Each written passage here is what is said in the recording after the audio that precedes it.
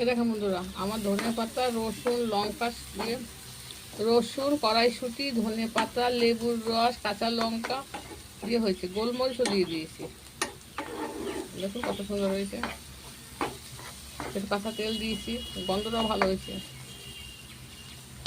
কড়াইশুঁটি, রসুন, লঙ্কা, ধনে পাতা সব দিয়ে আগে কড়াইশুঁটি আর রসুনটা একটু বেটে ভালো করে বেটে দিয়েছি, তারপর ধনে পাতাটা দিয়েছি।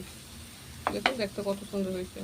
ভিডিওটা কেটে গেল, 5 থেকেও দেখাবো, একটা হয়ে গেছে 4 মিনিট 4 সেকেন্ড। সত্যি খেতে ভালো হবে। এই দেখেন ধনে পাতা বেটেছি কি দিয়ে না, একটু সর্ষে, একটু কড়াইশুঁটি, একটু টমেটো, ধনে পাতা, কাঁচা লঙ্কা সব ওইগুলো আগে বেটে একটু ভেজে নিয়েছি, তারপর আপনার ধনে পাতাটা বেটে তারপর দিয়ে দিয়েছি। দেখো কত সুন্দর হয়েছে, খেয়ে দেখবেন একবার নতুনত্ব।